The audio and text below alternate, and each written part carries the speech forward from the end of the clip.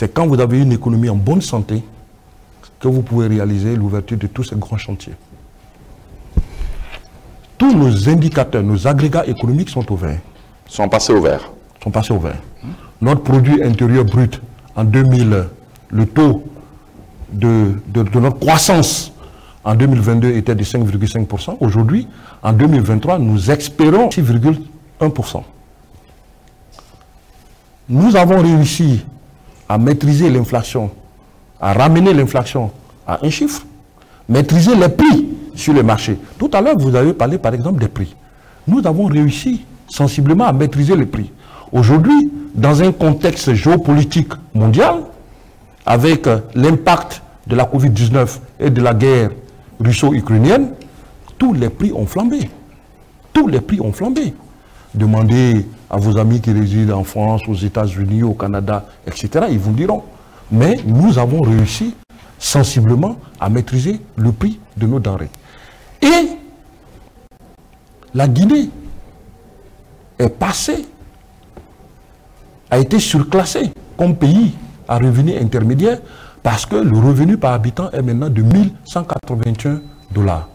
Et ce qui est extrêmement important, c'est l'indice du CPI qui était de 3,3 et la Guinée était à 3,4. Selon la Banque mondiale, aujourd'hui la Guinée n'est plus considérée comme un pays fragile. Or, l'ambition, c'était d'atteindre ces résultats en 2030.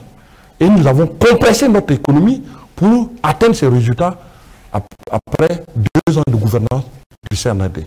Donc là, on a gagné 7 ans. On a gagné 7 ans pour arriver à ce score, qui est extrêmement important.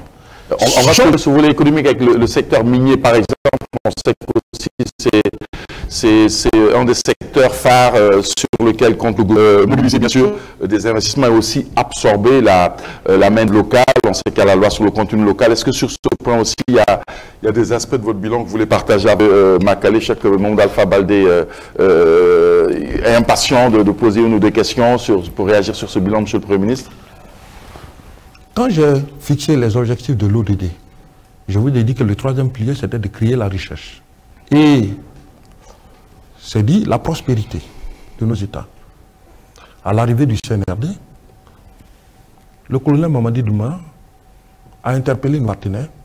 Il faut qu'on s'asseye autour d'une table. Je veux parler du projet Simandou, qui est un projet d'ordre mondial, pour que les intérêts de l'État puissent être préservés. Et ce qui a été fait. La convention a été signée, les intérêts de l'État ont été préservés. Et ce qui est très important, au niveau du bauxite, par exemple, de la bauxite,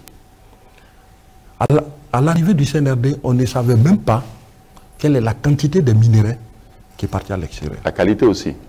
Et le contenu. Donc nous avons mis en place des méthodes de calcul pour effectivement connaître la quantité de nos minéraux. Et également, vous avez vu que nous avons inauguré notre laboratoire. C'est vrai, aujourd'hui, ce laboratoire fait 100 échantillons par jour. Or, nous avons besoin de 1000 échantillons. Mais déjà, il faut commencer quelque part pour pouvoir avancer.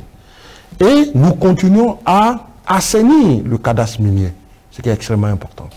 Donc, voici les grandes réformes qui ont été faites dans le secteur minier. Mais comme on l'a dit, toutes les conventions que nous avons trouvées sur place, le chef de l'État a demandé que chaque respecte les clauses contractuelles ou les clauses de la convention. D'ailleurs, c'est pour ça qu'on a exigé au secteur de bauxite de se mettre ensemble individuellement pour qu'ils puissent nous présenter un calendrier pour la construction des raffineries. Monsieur le Premier ministre, certains vous diront une